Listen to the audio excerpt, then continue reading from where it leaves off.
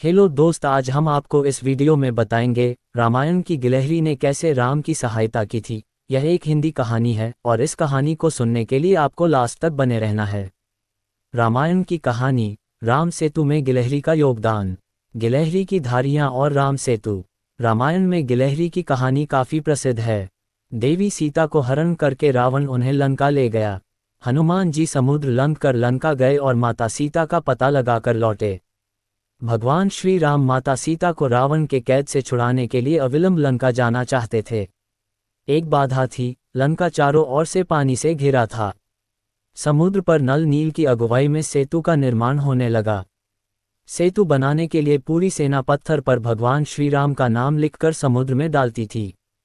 पत्थरों पर भगवान राम का नाम लिखने से वे समुद्र में डूबने के बजाय तैरने लगते थे। ये देखकर सभी वानर खुश हो जाते थे और तेजी से पुल बनाने के लिए समुद्र में पत्थर डालने लगते। भगवान राम सेना का उत्साह, समर्पण और पुल बनाने का जुनून देखकर बहुत खुश हो रहे थे।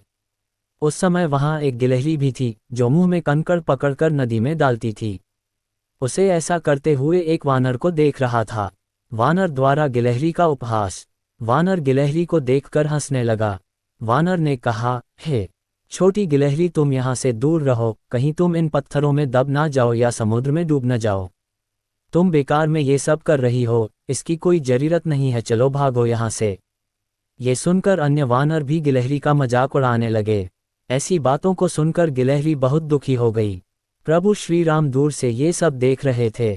गिलहरी की नज़र भगवान राम पर पड़ी और वह रोते हुए उनके पास आई। प्रभु श्री राम से वानरों की शिकायत। परेशान गिलहरी ने श्री राम से वानरों की शिकायत की। तब भगवान राम ने खड़े होकर वानर सेना को दिखाया है कि कैसे गिलहरी द्वारा लाए गए छोटे छोटे कंकड़ पत्थरों ने बड़े पत्थरों के बीच में जाकर उन्हें कैसे जोड़ दिया। वानर सेना के सदस्यों की तरह गिलहरी भी पुल बनाने में योगदान दे रही है। प्रभु श्री राम का आशीर्वाद। उसके बाद भगवान राम ने प्यार से गिलहरी को अपने हाथों में उठाया। श्री राम ने गिलहरी के काम की प्रशंसा करते हुए प्यार से उसकी पीठ पर हाथ फेरा। भगवान ने गिलहरी के छोटे से शरीर पर अपनी उंगलियों के निशान छोड़ दिए। तब से माना जाता है कि गिलहरियों के शरीर पर मौजूद सफ़ेद धारियां भगवान राम की उंगलियों के निशान हैं। ये थी राम सेतु के बनने में गिलहरी की कहानी। दूसरों के काम मजाक नहीं बनाना चाहिए। किसी भी तरह का योगदान कार्य में महत्वपूर्ण होता है। दूसरों द्वारा मजाक बनाए जाने के बावजूद अपना आत्मविश्वास नहीं खोना चाहिए। भगवान जगन्नाथ की कहानी। भगवान जगन्नाथ की कहानी बहुत ही रोचक है। जगन्नाथपुरी का रथ उत्सव विश्व प्रसिद्ध है, परंतु रथ उत्सव से कुछ दिन पहले ज्येष्ठ पूर्णिमा के दिन जगन्नाथ प्रभु को 108 घड़े जल से स्नान कराने की प्रथा है। 108 घड़े जल से स्नान करने के बाद जगन्नाथ भगवान बीमार पड़ जाते हैं। 15 दिन बीमार रहने के बाद जब ठीक होते हैं तब नैनासर उत्सव मनाया जाता है। परंतु सोचने वाली बात यह है कि जो पूरे ब्रह्मांड का मालिक है, जिसके लिए इस पूरे ब्रह्मांड में कुछ भी ऐसा नहीं है जो नहीं किया जा सकता, वह बीमार कैसे पड़ सकता है। बीमार होना एक मानवीय घटना है। भगवान बीमार कैसे हो सकते हैं? इसके पीछे भगवान की एक बहुत ही प्यारी लीला है। माधव दास की प्रभु सेवा। जगन्नाथ भगवान का एक बड़ा ही अनन्य भक्त हुआ करता था। उसका नाम था माधव दास। जब माधव दास की पत्नी का देहांत हो गया तो वह पूरे समय भगवान जगन्नाथ की सेवा ही करता, मानो उसका पूरा जीवन उसने भगवान जगन्नाथ को लिख दिया हो। सेवा के बाद जो मिलता वह खाता और वहीं भगवान जगन्नाथ के मंदिर के पास अपनी कुटिया में सो जाता। सालों बीते पर माधव दास किसी भी दिन भगवान की सेवा से नहीं चूकता। दिन तो बहुत बड़ी बात है, वह किसी क्षण भी भगवान की सेवा से नहीं झुकता। जब माधव दास बूढ़ा हो चला तब वह बीमार रहने लगा। लोगों ने उससे कहा, अब आराम किया करो, तुम बूढ़े भी हो गए हो और बीमार भी रहते हो। परंतु माधव दास किसी की नहीं सुनता, बस अपनी प्रभु सेवा में लगा रहता। अपने दास की सेवा माधव ने की। एक बार की बात है, माधव दास बहुत बीमार हो गया। लोगों ने उससे कहा, वैद्य के पास जाओ, दवाई खाओ। परंतु माधव दास सबसे कहता, जिसके माथ पर हो जगन्नाथ का हाथ, उसे किस बात की चिंता, भगवान है ना, वह सब देख लेंगे। यही कहता और निरंतर अपनी प्रभु सेवा में लगा रहता। एक दिन वह अपनी कुटिया में बीमारी के वजह से बेहोश हो भूमि पर गिर पड़ा। तब प्रभु जगन्नाथ प्रकट हुए। आम मनुष्य भेष में उन्होंने माधव दास को उठाकर चारपाई पर लिटाया। फिर उसके पास रहकर ऐसे माधव दास की सेवा करने लगे मानो एक माँ अपने नवजात शिशु की करती हो। माथे पर पट्टी देकर उसका ज्वार कम करना, उसे काढ़ा पिलाना। माधव दास बहुत ही कमजोर हो गए थे। उसकी सोचने समझने की शक्ति भी बहुत कम हो गई थी। वैकुंठ का सुख। धीरे धीरे जब माधव दास ठीक होने लगे तो एक दिन उन्होंने भगवान को पहचान लिया। पहचानते ही माधव दास प्रभु के सामने हाथ जोड़कर जोर जोर से रोने लगे। रोते हुए कहने लगे, प्रभु आप ये क्या कर रहे हैं? मैं आपका भक्त हूँ, मैं आपका दास हूँ, आप मेरी सेवा क्यों कर रहे हैं प्रभु? अपने भक्त के आंसू भगवान श्री हरि ने पोंछकर उन्हें अपने हृदय से लगा लिया। प्रभु के हृदय में लीन होकर फिर कौन सी आस और लालसा बाकी रह जाती है। माधवदास को जीवित होते हुए इसी धरती पर साक्षात वैकुंठ का अनुभव हो रहा था। प्रभु ने उसके पीठ को सहलाते हुए उसे चुप कराया। कर्मफल का सिद्धांत। सुबकते हुए माधवदास ने श्री हरि से कहा, हे प्रभु, हे परमानंद, हे परमात्मा, आप तो त्रिलोक के स्वामी हैं, आप ही नारायण हैं, इस पूरे ब्रह्मांड के मालिक हैं। आपकी इच्छा से तो ये बीमारी क्षण भर में नष्ट हो सकती थी, फिर आपने मेरी सेवा करने के स्थान पर मुझे पूर्णतः स्वस्थ क्यों नहीं किया? भगवान ने मुस्कुराकर माधवदास से कहा, हे प्रिय, कर्मों का फल तो भोगना ही पड़ता है, कर्म का चक्र ही नियति है। यदि मैं तुम्हें अभी तुम्हारी पीड़ा से मुक्त कर दूं तो भी आगे चलकर तो तुम्हें यह कष्ट भोगना ही पड़ेगा। संसार में जो भी कर्म होते हैं उसके निश्चित कर्मफल भी होते हैं। सृष्टि ऐसे ही चलती है। महाराज बलि की कहानी। दैत्यराज बलि की कहानी सनातन धर्म की प्रमुख कहानियों में से एक है। भक्त प्रहलाद के पोते और राजा विरोचन के पुत्र थे महाराज बलि। राजा विरोचन की पत्नी सुरोचना ने महाराज बलि को जन्म दिया था। विरोचन के बाद महाराज बलि ही दैत्यों के अधिपति हुए और उन्हें दैत्यराज बलि भी कहते हैं। एक बार की बात है, तब समुद्र मंथन के बाद देवगण बहुत शक्तिशाली हो गए थे। तब देवासुर संग्राम हुए। उस संग्राम में देवताओं द्वारा महाराज बलि और उनकी दैत्यों और असुरों वाली सेना का भी नाश हो गया। शुक्राचार्य की संजीवनी विद्या द्वारा प्राण बचना। उस युद्ध में इंद्र के वज्र द्वारा बलि की मृत्यु निश्चित हो गई थी। तब शुक्राचार्य, जो कि दैत्य गुरु थे, उन्होंने अपनी संजीवनी विद्या के द्वारा महाराज बलि के प्राण बचाए। अपने होश और प्राण शक्ति संभालने के बाद दैत्यराज बलि ने गुरु शुक्राचार्य से पूछा, आचार्य, मैं अपना राज्य, अपनी सेना और शक्ति वापस कैसे पा सकता हूँ? तब इसके उत्तर में आचार्य ने कहा, हे पुत्र, तुम महाभिषेक विश्वजीत यज्ञ करो, इससे तुम्हें तुम्हारा हारा हुआ राज्य, सेना और शक्ति सभी पुनः प्राप्त हो जाएंगे। आचार्य की बातें सुनकर बलि यज्ञ करने को तैयार हो गए। महाराज बलि का विश्वजीत यज्ञ। आचार्य की देखरेख में यज्ञ आरंभ हुआ। इस यज्ञ में अग्निदेव ने प्रकट होकर महाराज बलि को सोने का दिव्य रथ दिया, जिसमें 4 घोड़े बंधे थे। वह रथ हवा की गति में दौड़ने की क्षमता रखता था। साथ ही साथ यज्ञ से बलि को दिव्य धनुष, बाणों से भरा तरकश और अभेद कवच प्राप्त हुआ। इसके साथ गुरु शुक्राचार्य ने बलि को भयंकर गर्जना करने वाला शंख और कभी न मुरझाने वाले पुष्पों की माला प्रदान की। अपने यज्ञ को पूर्ण कर महाराज बलि महाशक्तिशाली बन गए। भक्तवत्सल प्रभु जगन्नाथ। फिर भगवान कहते हैं, तुम्हारे कर्मों के अनुसार ही मैंने तुम्हारी सेवा की है। तुमने जितनी मेरी सेवा की है उसका कोई मोल नहीं है। भगवान भी भक्त के प्रेम के भूखे होते हैं। एक यही भाव भगवान को सबसे प्रिय है। तुम्हारा प्रेम मेरे लिए सेवा हो सकता है, तो जब तुम्हें सेवा की आवश्यकता है तो मेरा प्रेम भी तुम्हारे लिए सेवा हो सकता है। हे मेरे प्रिय माधव दास, तुम्हारे कर्मों का फल तो अवश्य मिलेगा, पर तुम्हारी भक्ति से मैं इतना प्रसन्न हूँ कि तुम्हारे बचे कष्ट अब मैं अपने ऊपर लेता हूँ। अब मैं तुम्हारी यह पीड़ा यही अंत करता हूँ। तुम्हारे 15 दिन का ज्वर जो शेष है वह मैं अपने ऊपर लेता हूँ और तुम्हें स्वस्थ शरीर प्रदान करता हूँ। भगवान जगन्नाथ 15 दिन क्यों बीमार रहते हैं? भगवान के ऐसा कहते ही माधव दास स्वस्थ हो गए। उधर मंदिर में ज्येष्ठ पूर्णिमा के अवसर पर भगवान को 108 खड़े जल से नहलाया जा रहा था। नहलाने के उपरांत भगवान का विग्रह जोर से तपने लगा और 15 दिन तक तपता रहा। तब से मान्यता है कि जो भी भक्त की पीड़ा प्रभु हरते हैं, उन्हीं कारणों से वे 15 दिनों तक बीमार रहते हैं और इसका कलंक 108 घड़े जल को लगता है। धन्य है वो 108 घड़े एवं जल को प्रभु के लीला के अंग हैं। प्रभु की लीला अपरंपार है। महाराज बलि की कहानी। दैत्यराज बलि की कहानी सनातन धर्म की प्रमुख कहानियों में से एक है। भक्त प्रहलाद के पोते और राजा विरोचन के पुत्र थे महाराज बलि।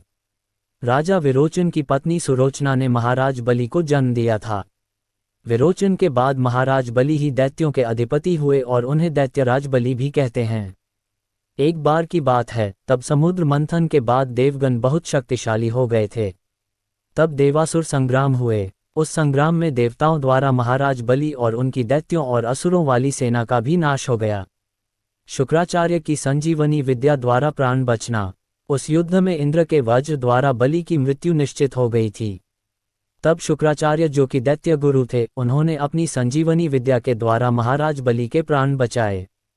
अपने होश और प्राण शक्ति संभालने के बाद दैत्यराज बलि ने गुरु शुक्राचार्य से पूछा, आचार्य, मैं अपना राज्य, अपनी सेना और शक्ति वापस कैसे पा सकता हूँ? तब इसके उत्तर में आचार्य ने कहा, हे पुत्र, तुम महाभिषेक विश्वजीत यज्ञ करो, इससे तुम्हें तुम्हारा हारा हुआ राज्य, सेना और शक्ति सभी पुनः प्राप्त हो जाएंगे। आचार्य की बातें सुनकर बलि यज्ञ करने को तैयार हो गए। महाराज बलि का विश्वजीत यज्ञ। आचार्य की देखरेख में यज्ञ आरंभ हुआ।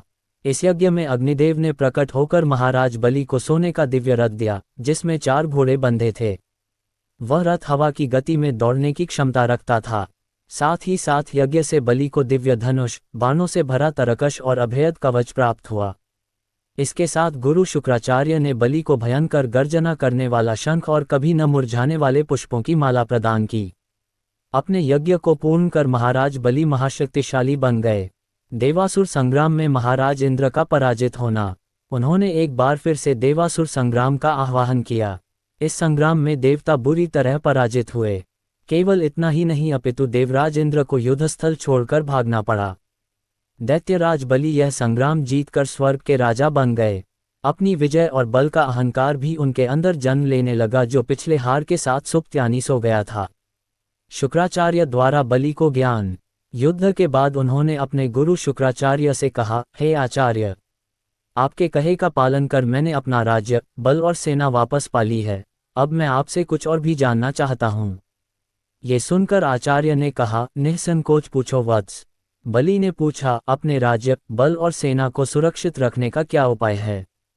तब दैत्य गुरु शुक्राचार्य ने उनका मार्गदर्शन करते हुए कहा, हे मेरे प्रिय शिष्य, यदि तुम निरंतर यज्ञ करते रहो तो कभी तुम्हारे बल में कमी नहीं आएगी, अपितु वृद्धि होगी और इससे तुम्हारी सेना सुरक्षित रहेगी और इससे राज्य भी सुरक्षित रहेगा। मेरी एक और बात मानो तो सदा गरीबों को और ब्राह्मणों को दान देते रहना, इससे जन्म लेने वाली ऊर्जा सदा तुम्हारे लिए हितकारी होगी। महाराज बलि द्वारा आचार्य शुक्राचार्य का समर्थन। ये सब सुनकर दैत्यराज बलि ने हाथ जोड़कर आचार्य की बातों का समर्थन और सम्मान किया और ऐसा आजीवन करने का संकल्प लिया। वो हमेशा चलने वाले यज्ञ करवाने लगे और सदैव दान के लिए तत्पर रहने लगे। दान का अहंकार हो गया उन्हें। शास्त्रों में कहा गया है, अहंकार तो अपने आप में बुरी चीज है और जब अहंकार अच्छी चीज पर हो तो वह उसका भी नाश कर देती है। दैत्य लोगों को उनकी सुरक्षा प्रदान थी, इस वजह दैत्य सबको कष्ट पहुंचाने लगे। देवमाता अदिति की आराधना। उधर देव माता अदिति इस देवासुर संग्राम से हताश हो गई थी। उनके पुत्र निर्वासित जीवन व्यतीत कर रहे थे। उनके पुत्र देवराज इंद्र देवगुरु बृहस्पति के कहे अनुसार घोर तप कर रहे थे। ये सब देखकर माता अदिति विचलित हो रही थी। फिर अपने पति महर्षि कश्यप के कहे अनुसार वे भगवान विष्णु की आराधना करने लगी। उनकी आराधना से प्रसन्न होकर भगवान विष्णु ने उन्हें दर्शन दिए। प्रभु के दर्शन से प्रसन्नचित होकर माता अदिति ने प्रभु से कहा, हे परमेश्वर, आप देवासुर संग्राम से अवगत हैं ही, मेरे पुत्रों की दुर्दशा देखिए और देवताओं की सहायता कीजिए। दैत्यों के प्रकोप से देवता के साथ आम जनों का जीवन भी संकट में है प्रभु। वामन अवतार पहुंचे राजा बलि की यज्ञशाला। ऐसी विनती सुन प्रभु ने अदिति माता से कहा, हे देवमाता, मैं अपने भक्त से युद्ध नहीं कर सकता, ना ही उसकी मृत्यु का कारण बन सकता हूँ, परंतु मैं आपके गर्भ से वामन अवतार लूंगा और देवताओं सहित सबका कल्याण करूंगा। प्रभु के कहने अनुसार माता अदिति को एक पुत्र की प्राप्ति हुई। उनके पति महर्षि कश्यप ने ऋषियों के मंत्रों उच्चारण द्वारा अपने पुत्र वामन का यज्ञोपित संस्कार करवाया। यज्ञोपवीत संस्कार के बाद भगवान वामन महाराज बलि की निरंतर चल रहे यज्ञ वाले यज्ञशाला की ओर चल पड़े। दैत्यराज बलि और वामन। वहां उपस्थित लोगों ने एक छोटा सा ब्राह्मण बालक देखा जिसके मुख पर अतुलनीय आभा थी। वह बालक का रूप बहुत ही मनमोहक था। उनके तेज से हर कोई प्रभावित हो रहा था। महाराज बलि और उनके यज्ञ में सम्मिलित गण उनके स्वागत में खड़े हो गए। महाराज बलि ने ब्राह्मण रूपी वामन भगवान को शाही आसन पर बैठाकर उनके पैर धोए, फिर चरण स्पर्श कर प्रणाम किया। दैत्यराज बलि ने ब्राह्मण बालक रूपी भगवान वामन से कहा, भगवान, आपके आने से मैं धन्य हुआ। आपने इस यज्ञ में पधारकर यज्ञ की ऊर्जा में बढ़ोतरी की है। मैं आपको दान देने की इच्छा रखता हूँ, आप आदेश दे प्रभु। भगवान वामन की मांग। भगवान वामन देव ने कहा, आप दानवीर हैं राजन। आपकी बहुत प्रशंसा सुनी है। आप अन्न, धन, वस्त्र, सुविधा इत्यादि दान करने के लिए जाने जाते हैं। परंतु मुझे ये सब नहीं चाहिए। मुझे केवल उतनी भूमि चाहिए जितनी भूमि मेरे 3 पग यानी कदम में नप जाए। वहां उपस्थित लोग ब्राह्मण बालक की मांग को सुन हंसने लगे। महाराज बलि भी अहंकार में आकर हंस पड़े और कहा, केवल 3 पग भूमि। फिर हाथ जोड़कर वामन देव से और भी कुछ मांगने का आग्रह किया, परंतु वामन देव 3 पग भूमि पर अड़े रहे। राजा बलि द्वारा भगवान वामन को वचन। फिर जैसे ही अहंकार में अंधे महाराज बलि ने दान देने के लिए हामी भरी और आगे बढ़े, तभी उनके गुरु शुक्राचार्य ने उनसे कहा, हे बलि, ये बालक ब्राह्मण कोई और नहीं स्वयं श्रीहरि विष्णु हैं, सोच समझकर संकल्प लेना। उनकी बात सुनकर दैत्यराज बलि ने बालक ब्राह्मण को देखा और प्रभु की अनुभूति करते हुए बोले, हे गुरुवर, मैं दानवीर हूँ, मैं दान से पीछे नहीं हट सकता। वैसे भी संपूर्ण यज्ञ तो प्रभु की प्रसन्नता के लिए होती है। हर आहुति प्रभु को प्रसन्न करने के लिए दी जाती है। यदि आज प्रभु स्वयं यहाँ दान लेने आए हैं तो इससे सौभाग्यपूर्ण और क्या होगा। भगवान वामन का 3 पग। भगवान वामन सब सुन रहे थे। वामन देव से दैत्यराज बलि ने कहा, ब्राह्मण को दान के लिए आश्वस्त कर। मैं अपनी बातों से विमुख नहीं हो सकता, आखिर मैं दानवीर हूँ। ऐसा तो आपने भी कहा है भगवान, इसलिए आप अपने पग बढ़ाएं। मैं आपको आपकी नापी हुई 3 पग भूमि दान करने का संकल्प लेता हूँ। संकल्प के साथ ही ब्राह्मण बालक रूपी वामन अवतार श्री हरि विष्णु ने विराट रूप धरा। लोग भयभीत होकर इधर उधर भागने लगे। यज्ञ में सम्मिलित जन हो या यज्ञदृष्टा या फिर पशु सभी भागने लगे। प्रभु ने एक पग में धरती और दूसरे पग में आकाश को नाप दिया और फिर तीसरे पग के लिए अपने पैर उठाए और बलि की ओर देखा। दानवीर बलि द्वारा स्वयं दान। तभी बलि ने हाथ जोड़कर अपने घुटनों पर बैठकर कहा, हे प्रभु, तीसरे पग में आप मुझे नाप लें और मुझ पर भी स्वामित्व स्थापित कर ले। ये रहा मेरा मस्तक आपकी सेवा में, आप मेरे मस्तक पर पग धरें। महाराज बलि का घमंड तो चूर हो ही गया था और प्रभु के सामने वो शरणागत हो चुके थे। परंतु श्री हरि तो भक्तवत्सल हैं, अपने भक्त की भक्ति में बंध जाते हैं। बलि की भक्ति से प्रसन्न होकर श्री हरि ने उन्हें अपने वास्तविक रूप में दर्शन दिया और कहा, आज से तुम पाताल लोक के स्वामी हो। ये 7वें मनवंतर की बात है। 8वें यानी सावर्णी मनवंतर में महाराज बलि को अपनी भक्ति के उपहार इंद्र का पद मिला। यानी उस मनवंतर के लिए देवताओं के राजा इंद्र बलि